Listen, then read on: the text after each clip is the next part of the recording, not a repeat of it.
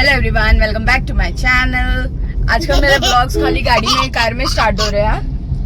Car में तुम्हारा घर बस गया ऐसा लग रहा है। नहीं यार, 2 दिन बाद मैं निकली और बहुत ज्यादा इरिटेट हो चुकी हूँ घर में बैठ बैठ के श्लोक के साथ। सिर्फ जिम के लिए निकल रही थी, फिर जिम से घर, कहीं निकलना ही नहीं हुआ जब से शनाया का स्कूल खुल गया। अब बस वेट है कि छुट्टी कब आए जल्दी, सैटरडे संडे तो कहीं निकला जाए। आज हमारे यहाँ पे मेरे फेवरेट आने वाले योगी आदित्यनाथ जी, जो मुझे बहुत ज्यादा पसंद है। मोदी जी के बाद उन्हीं का नाम है योगी जी, जो सिर्फ ये 2 ही आदमी है जो मुझे मेरे हस्बैंड के बाद पसंद है। और मुझे कोई तकलीफ भी नहीं उससे।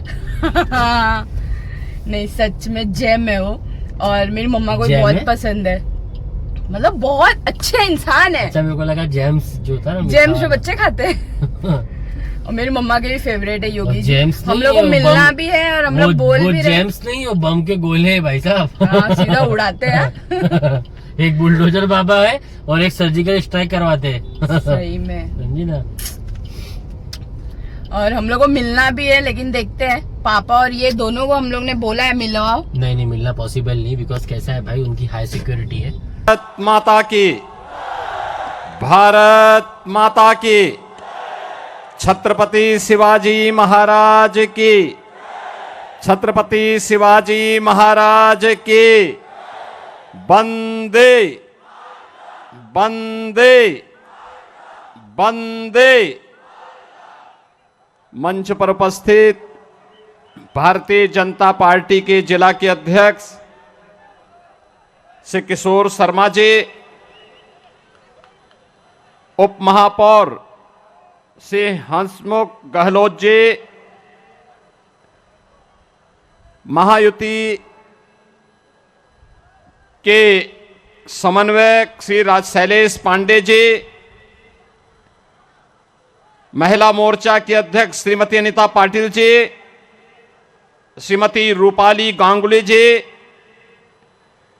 पूर्व होम मिनिस्टर महाराष्ट्र श्री कृपा शंकर सिंह जी, मीरा मयंदर से भारतीय जनता पार्टी महायुति गठबंधन के उम्मीदवार श्री नरेंद्र मेहता जी, थाने मीरा मयंदर से शिवसेना महायुति गठबंधन के उम्मीदवार श्री प्रताप सरनाइक जी, उल्लासनगर से भारतीय जनता पार्टी महायुति गठबंधन के उम्मीदवार कुमार उत्तम चंद एलानी जी, और भारी संख्या में उपस्थित मीरा मयंदर और थाने से जुड़े हुए मेरे सभी उपस्थित बहनों और भाइयों, छत्रपति शिवाजी महाराज के हिंदवी स्वराज की धरा अटक से कटक तक एक राष्ट्र की परिकल्पना देने वाले पेशवा बाजीराव की पावन धरा, स्वराज मेरा जन्मसिद्ध अधिकार है, गणनायक से लोकनायक बनने की यह पावन धरा, जिन्होंने तिलक को लोकनायक बनाया,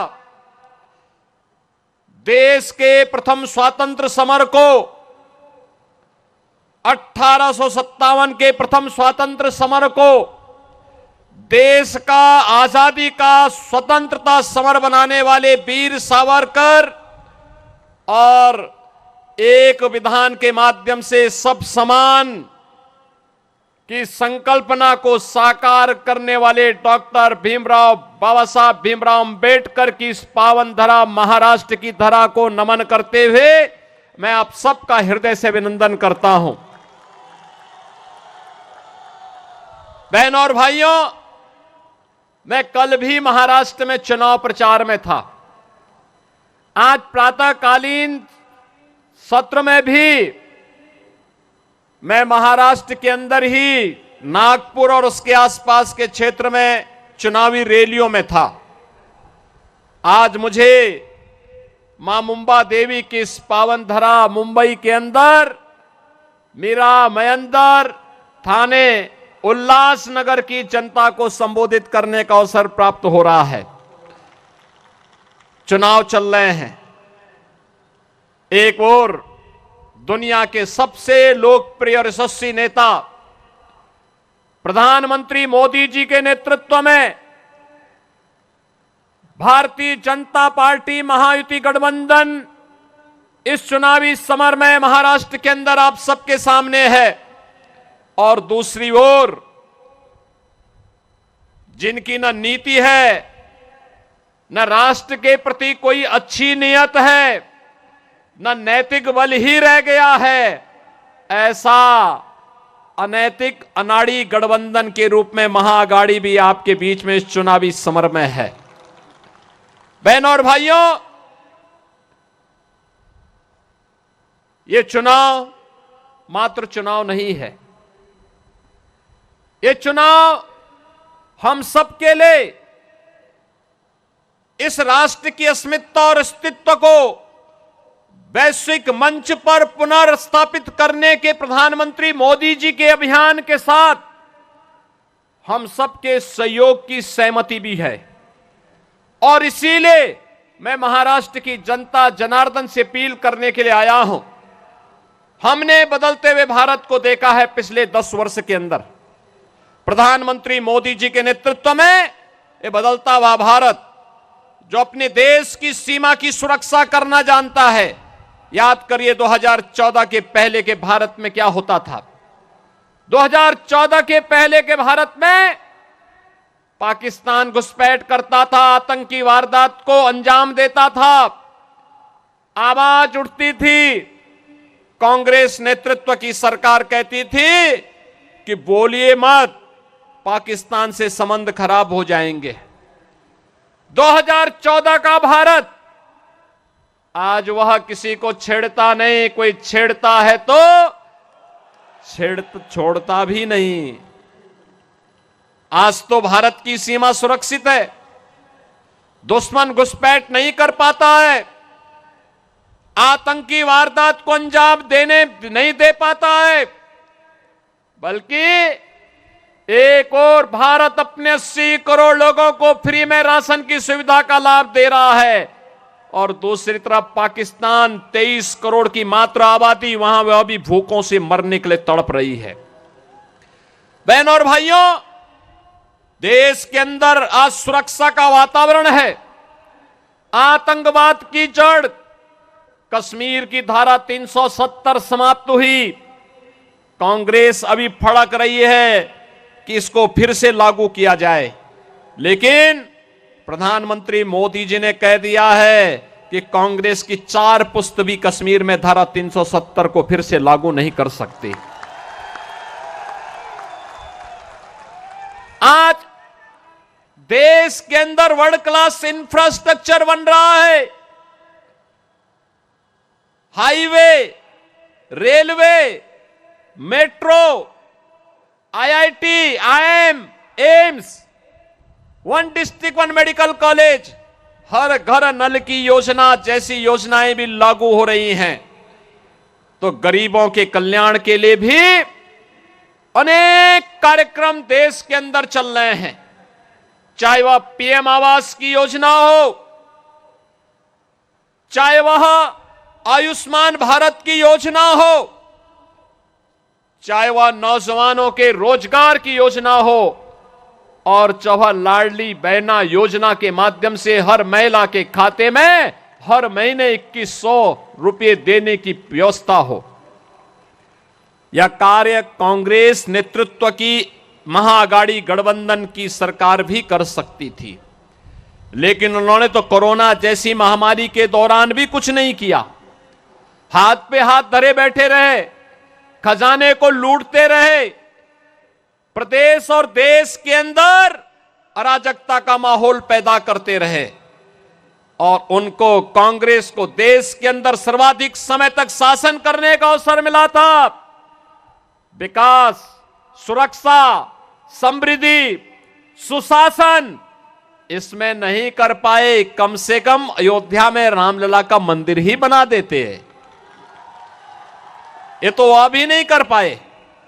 जो कार्य कांग्रेस 65 वर्षों में नहीं कर पाई, भारतीय जनता पार्टी की डबल इंजन की सरकार ने मोदी जी के नेतृत्व में मात्र 2 वर्ष के अंदर उत्तर प्रदेश के अंदर भगवान राम के मंदिर का निर्माण का कार्य कराते हुए भगवान राम को फिर से अयोध्या धाम में विराजमान कर दिया है।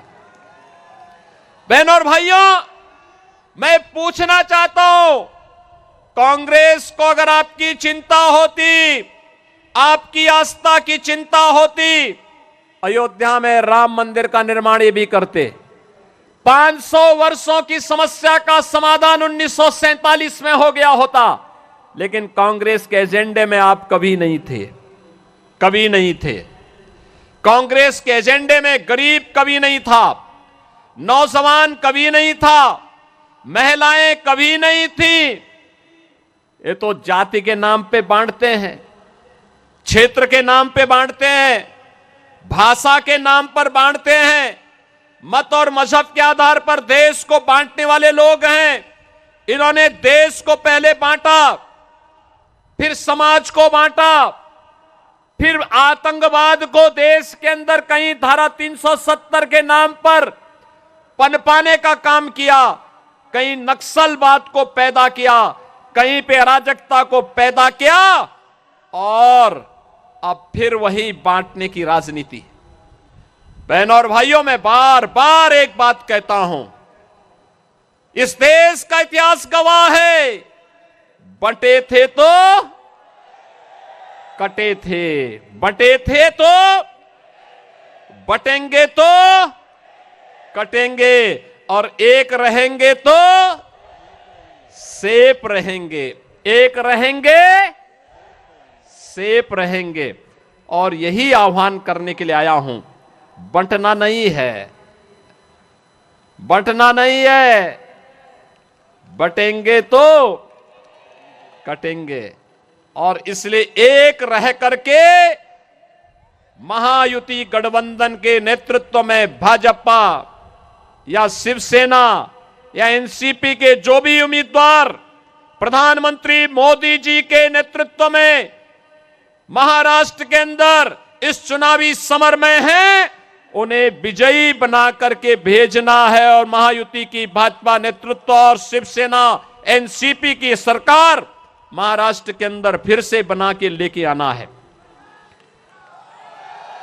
सहमत हैं? रुके अभी फालुदा सेंटर पे, श्लोक की नजर उधर ही है। श्लोकी, हाँ? खाओगे? हाँ। बस पार्सल ले रहे। खाओगे फिर सर्दी होगी भाई, तुम लोग परेशान करते हो। हाँ, लेकिन बहुत दिन बाद खा रहे यार। मौसम भी तो सही नहीं है ना। शनाया को घर पे ही छोड़ के आए हम लोग। आज से उसको मैंने ट्यूशन डाल दिया है। उसको बहुत शौक आ रहा था कि मुझे भी डालो, सारे बिल्डिंग के बच्चे जाते हैं ट्यूशन। उसको उसके ग्रुप के मिल गए। हाँ, तो बोलते मेरे को भी जाना है, मेरे को भी देखना। लेकिन ठीक है, घंटा ट्यूशन जाएगी, 2 घंटा भाई कुछ तो पढ़ के आएगी। हाँ, टेंशन नहीं है मेरे को। वैसे पढ़ने मिलता नहीं है उसको, तुमको भी लेके बैठना पड़ता है। हाँ, अटक भी जाते हैं, इसलिए टेंशन नहीं है। 2 घंटा पढ़ के आ जाएगी वो। श्लोक की नजर सिर्फ फालूदा पे है, बिल्कुल नजर नहीं हटा रहा।